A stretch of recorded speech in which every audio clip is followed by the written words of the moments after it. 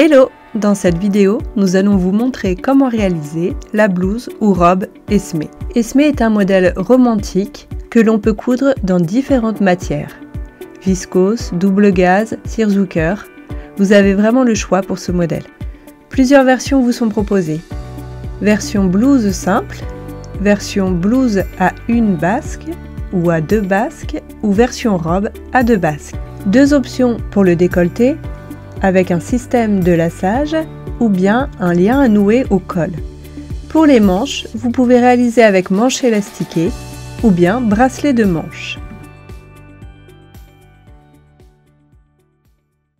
Pour commencer, vous allez thermocoller l'envers des pièces suivantes. Un des deux cols pour l'intérieur, deux des quatre bracelets de manches pour l'intérieur et l'enforme du décolleté. Ici, nous avons utilisé un thermocollant plutôt fin, type H180 de la marque Viseline. À l'aide d'une crétailleur ou d'un feutre effaçable, vous allez reporter le tracé de l'encolure V sur l'envers de l'enforme et sur l'endroit du devant. Pour que vous différenciez l'envers de l'endroit sur mon tissu, j'ai ajouté un bout de scotch sur les pièces sur l'envers.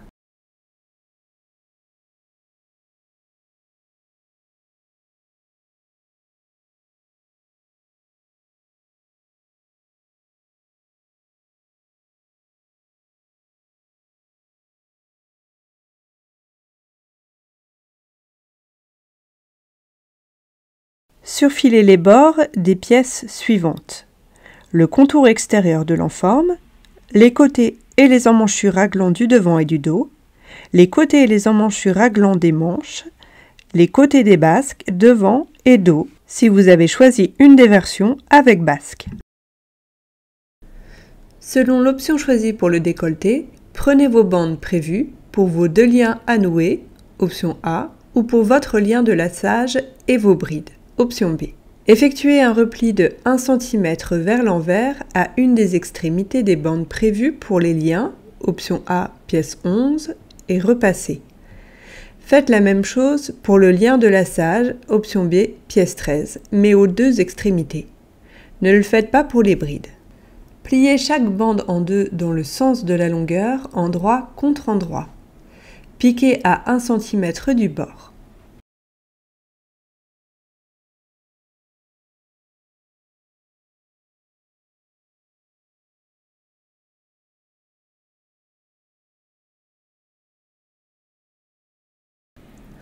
Conservez une bonne longueur de fil après votre couture pour pouvoir l'insérer dans le chat d'une aiguille à bourron.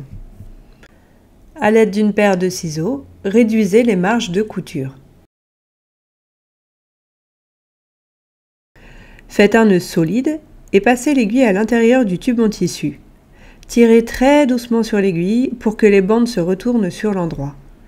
Une fois l'amorçage effectué, le retournement se fait très naturellement, mais attention de ne pas tirer trop fort sur les fils, au risque de les casser ou bien de déchirer le tissu. Vos mains doivent accompagner le tissu jusqu'au bout.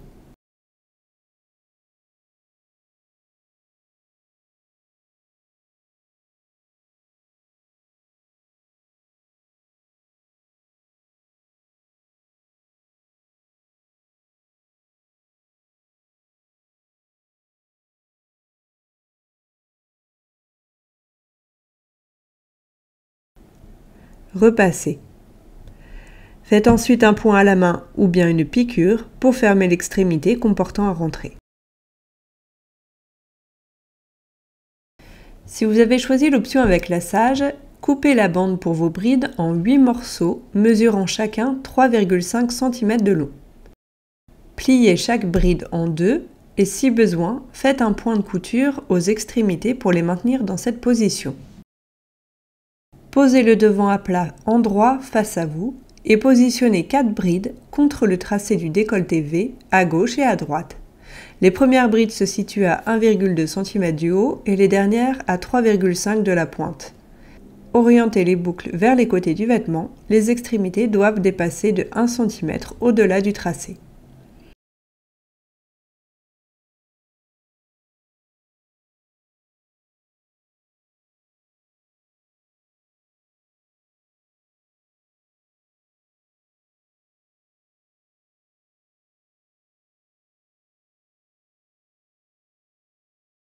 Positionnez les deux autres brides à égale distance les unes des autres.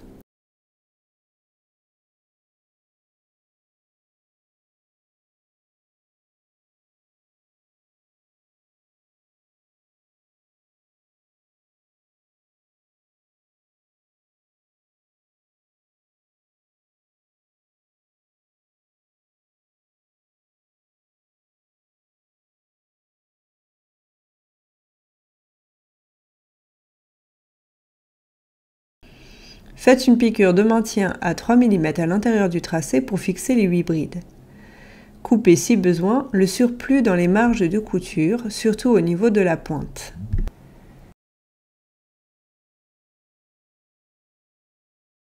Superposez l'enforme sur le corps devant, endroit contre endroit, en faisant parfaitement correspondre le tracé en V des deux pièces. Épinglez et piquez sur le tracé en réduisant au préalable la longueur de votre point. Si vous avez choisi l'option lassage, les brides sont prises en sandwich entre les deux épaisseurs.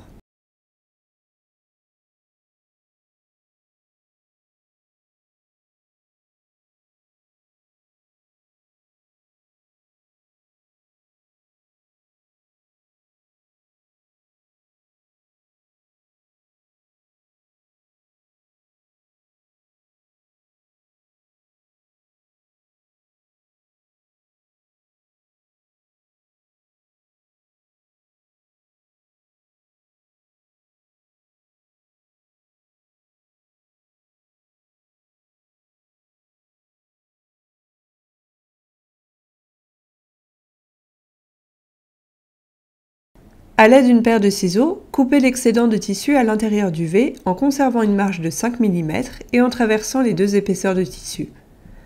Crantez au niveau de la pointe jusqu'au ras de la couture en faisant attention de ne pas la couper. Rabattez l'enforme contre l'envers et repassez soigneusement.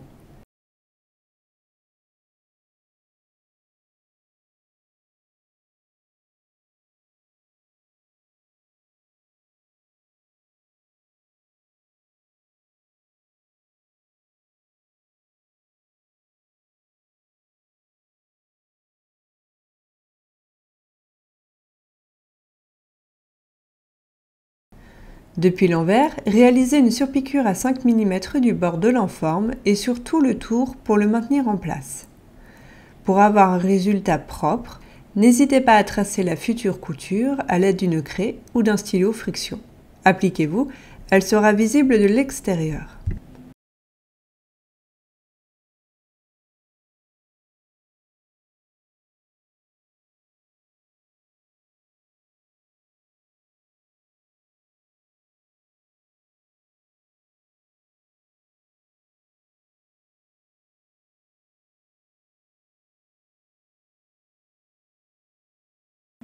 Épinglez une première manche sur le devant, au niveau de l'emmanchure, endroit contre endroit, en vous aidant des crans.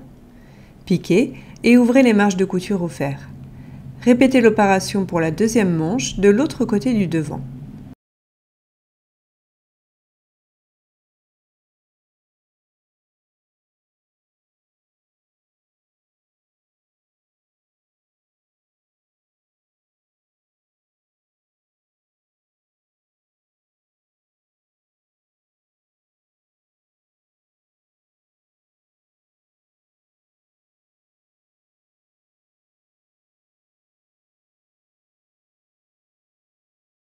Faites la même chose avec les emmanchures dos et la pièce dos.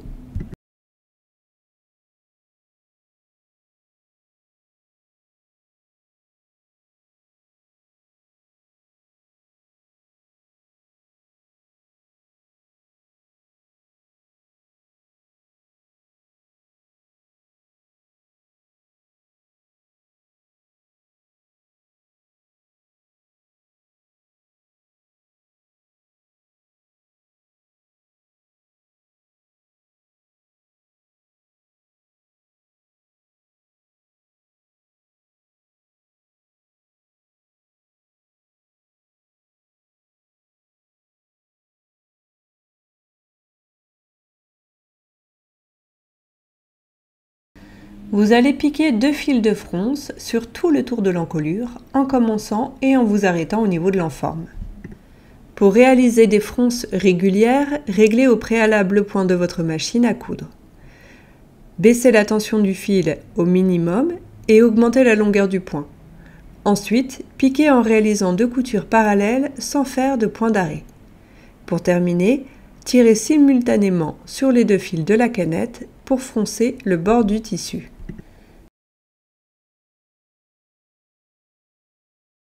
Répartissez harmonieusement les fronces sur toute la longueur en conservant une platitude de 1 cm de part et d'autre des coutures d'emmanchure.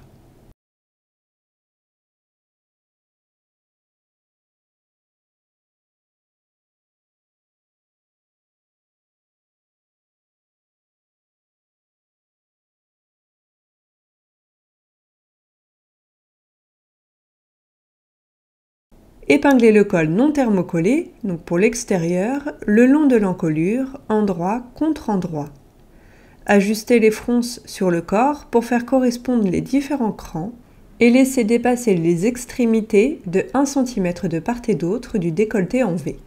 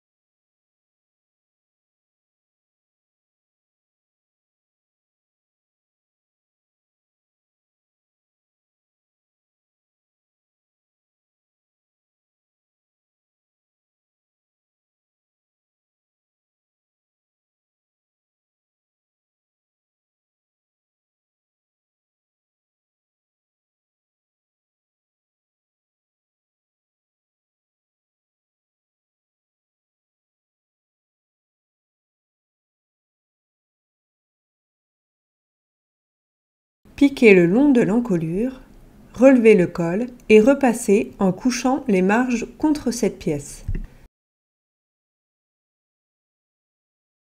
Si vous avez choisi l'option lien à nouer, option A, positionnez et épinglez les extrémités des liens contre l'endroit du col intérieur, au ras de la couture d'assemblage avec le corps et contre les bords devant. Faites une piqûre de maintien à 7 mm du bord. Prenez le col thermocollé pour l'intérieur et marquez à sa base un repli de 7 mm au fer vers l'envers.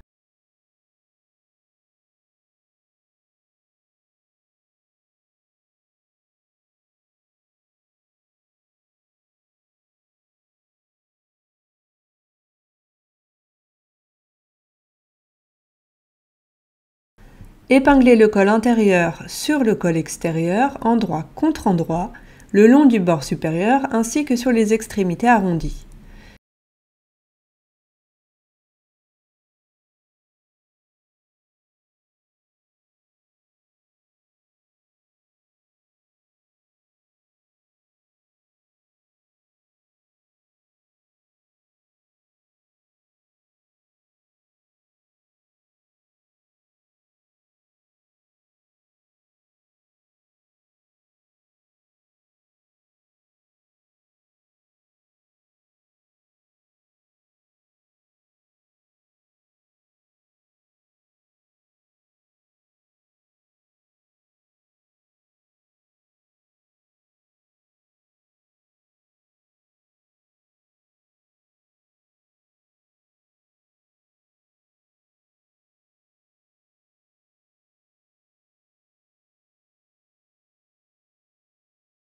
Piquez, dégarnissez les marges de couture et crantez les arrondis.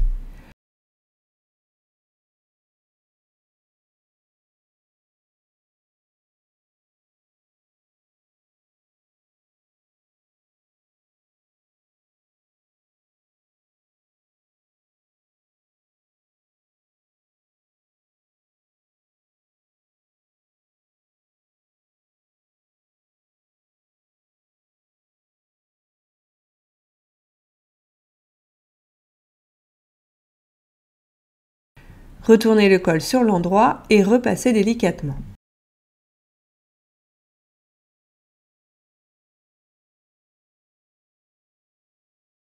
Épinglez ensuite le col intérieur contre l'envers en vous aidant du repli de 7 mm formé précédemment et en recouvrant les marges de couture.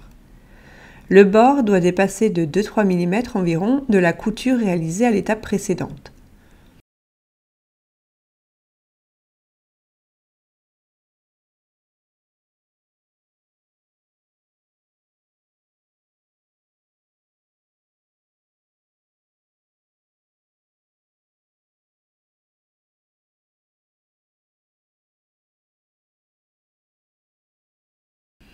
Depuis l'endroit, faites une piqûre dans le sillon de la couture d'assemblage.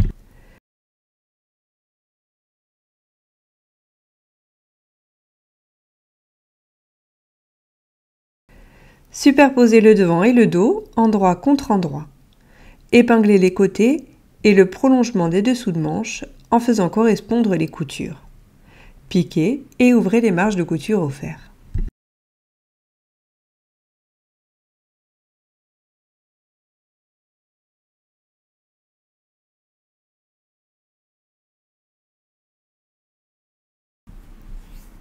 Si vous avez choisi l'option avec bas de manche élastiqué, en bas d'une manche, effectuez un premier repli d'1 cm, marquez-le au fer, puis effectuez un second repli de 1 cm.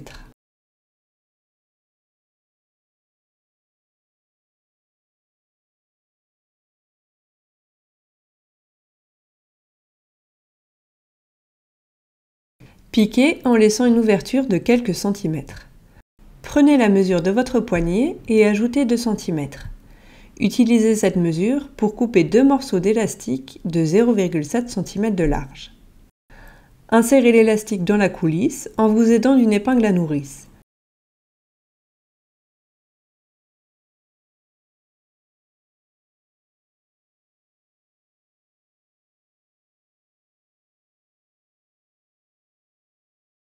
Cousez les deux extrémités de l'élastique avec quelques points solides à la main ou à la machine. Pour finir, fermez l'ouverture.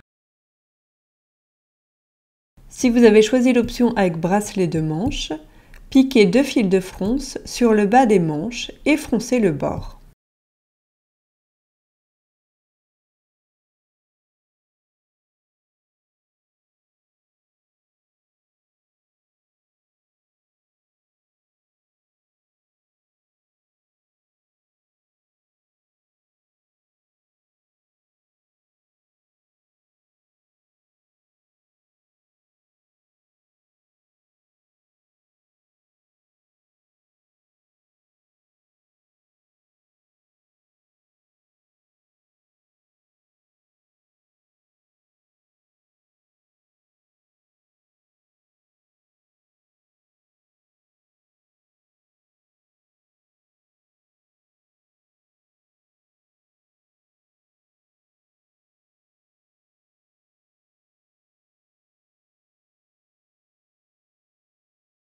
Prenez les bracelets de manche coupés en 4 exemplaires, dont 2 sont thermocollés, et épinglez chacun d'eux par les petits côtés endroit contre endroit. Piquez et ouvrez les marges de couture au fer. Sur les 2 pièces thermocollées, donc correspondant à la partie intérieure du poignet, marquez un repli de 7 mm contre l'envers sur un des longs côtés.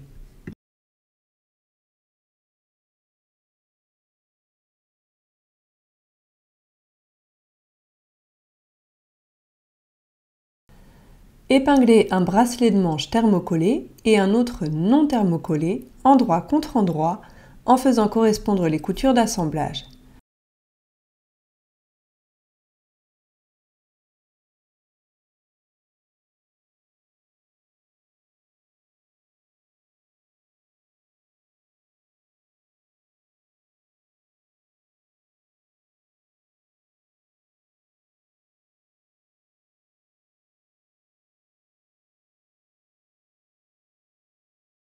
Piquez, ouvrez les marges de couture au fer, puis retournez le poignet sur l'endroit et repassez soigneusement.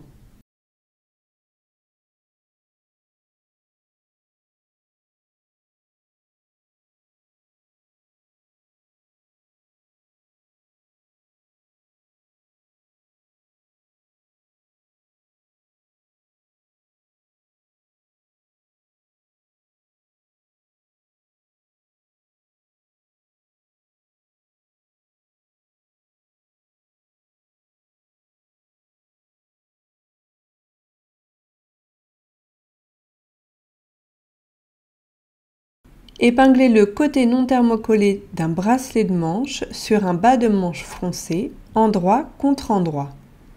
Faites correspondre les coutures d'assemblage des deux pièces et ajustez la quantité de fronce si besoin.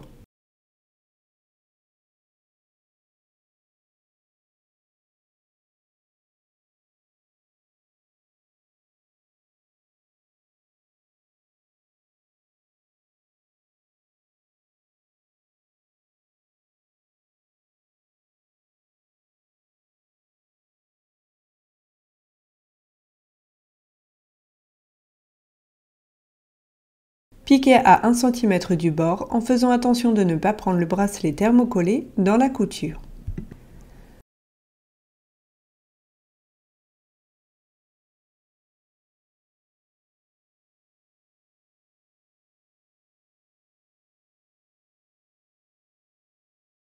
Rabattez le bracelet de manche thermocollé contre l'envers en vous aidant du repli de 7 mm formé précédemment et en recouvrant les marges de couture. Le bord doit dépasser de 2-3 mm environ de la couture réalisée avant.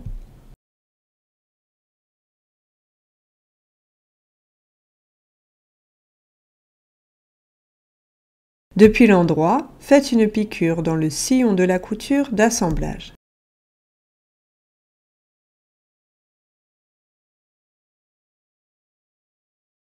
Si vous avez choisi la version blouse avec une ou deux basques, ou robe avec deux basques, prenez les pièces basques devant et dos et épinglez-les par les côtés endroit contre endroit. Piquez et ouvrez les marges de couture au fer.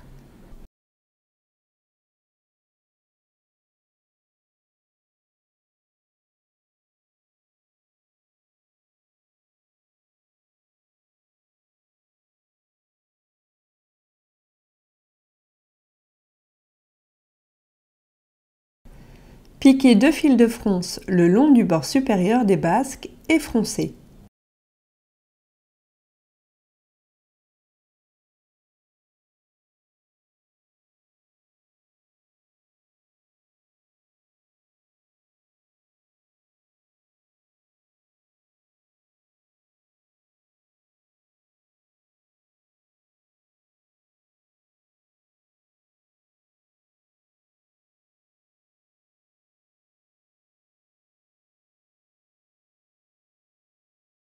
Épinglez les basques, pièces 7 ou 9 selon la version choisie, avec le haut du vêtement, endroit contre endroit, en faisant correspondre les coutures des côtés et milieux et en répartissant harmonieusement les fronces.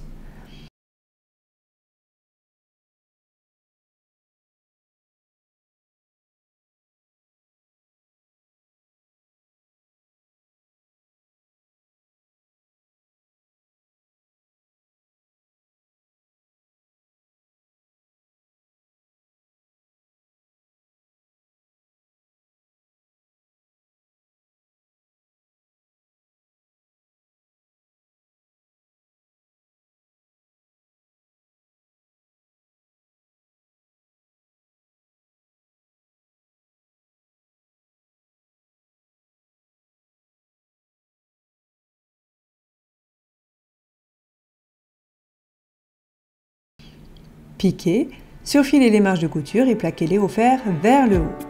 Si vous avez choisi l'option blouse ou robe avec deux basques, vous allez répéter ces étapes pour assembler les basques inférieures, pièces 8 ou 10, avec les basques supérieures. Depuis l'envers, vous allez retirer délicatement tous les fils de fronce visibles depuis l'endroit. Réalisez l'ourlet du bas de la blouse robe. Pour cela, effectuez un double repli de 1 cm, marquez-le au fer, puis piquez. Si vous avez choisi l'option avec laçage, vous n'avez plus qu'à insérer votre lien dans les différentes brides.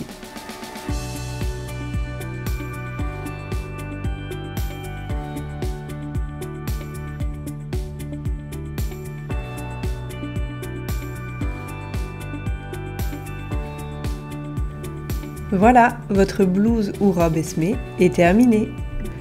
Retrouvez tous nos patrons à coudre sur jolilab.fr et n'hésitez pas à partager vos jolies créations sur les réseaux sociaux avec le hashtag Jolilab. À bientôt et bonne couture!